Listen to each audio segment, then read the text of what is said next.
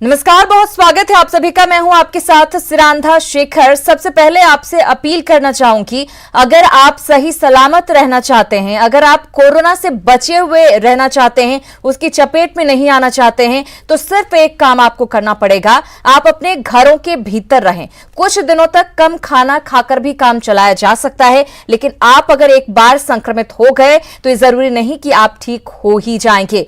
हमारी मजबूरी है कि हमें यहां आना पड़ रहा है, खबरें आप तक पहुंचानी है, अपडेट आप तक पहुंचानी है। हमारी टीम भी ऑफिस में इसी वजह से है। आप कम से कम घर में रहिए, संक्रमित होने से बचिए और दूसरों को भी बचाइए। चलिए अब आपको कोरोना से जुड़ी हर अपडेट दे देते हैं। भारत में अब तक जो संक्रमित लोगों की संख्या हुई है वो 1053 हो गई है, जिसमें से 28 लोगों की मौत भी हुई है।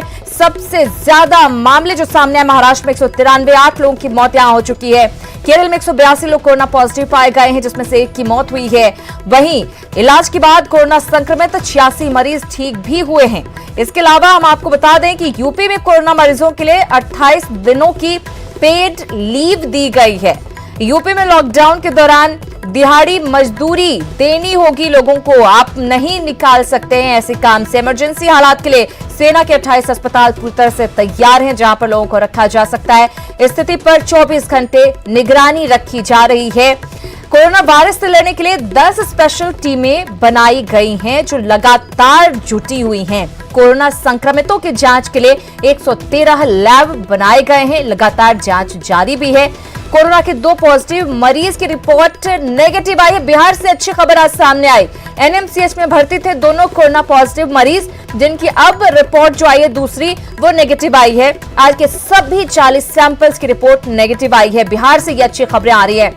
बिहार में अब 8 कोरोना पॉजिटिव मरीज हैं, 1 की पहले ही मौत हो चुकी है। बिहार में अब तक 2376 लोगों की निगरानी की जा रही है, उन पर नजर रखी जा रही है। 221 लोगों का 14 दिन का निगरानी का जो कार्य था वो पूरा हो गया। नेपाल सीमा पर 4 लाख से ज्यादा लोगों की जांच की गई है। लगातार जांच जारी है। जांच के दौरान सुपौल में एक संदिग्ध भी मिला है, जिसको अब इलाज के लिए भेजा गया है। गया और पटना एयरपोर्ट पर 21,623 यात्रियों की जांच की गई है।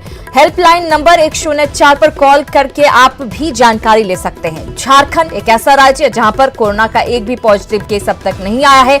सबसे अच्छी बात यही, रिम्स में 11 लोगों की जांच की गई, सभी की रिपोर्ट नेगेटिव आई। बिहार झारखंड से अच्छी खबरें आ रही है। झारखंड में आज से सभी मौतों की जांच होगी कि आखिर मौत की वजह क्या रही है। सीएम हेमंत ने बीसी से जनप्रतिनिधियों से बात भी की है, अपडेट ली है और निर्देश भी दिए। कोरोना वायरस को लेकर सरकार पूरी तरह से अलर्ट पर है। सीएम ये बात कहते हुए नजर आए। कालाबाजारी पर रोक लगाने के लिए उड़न दस्ता तैयार है, जो लगातार नजर रखे हुए लॉकडाउन के दौरान वेज पेट से फल और सब्जियों की बिक्री की जा रही है, ताकि लोगों को दिक्कत ना हो।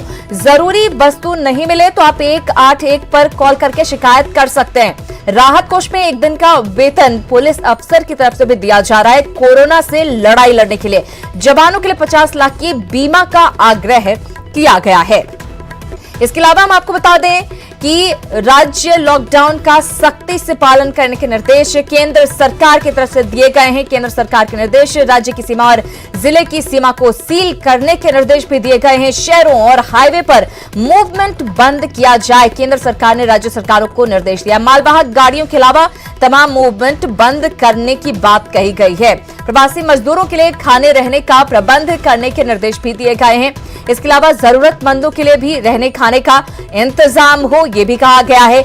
इसके अलावा मजदूरों को बिना किसी कटौती के पैसा दिया जाए। जो लोग काम कर रहे थे जहां पर, उन्हें पैसा दिया जाए।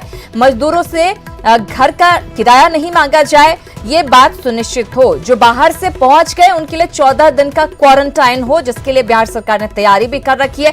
21 दिनों का लॉकडाउन सभी के हित में है। प्रधानमंत्री ने ये अपील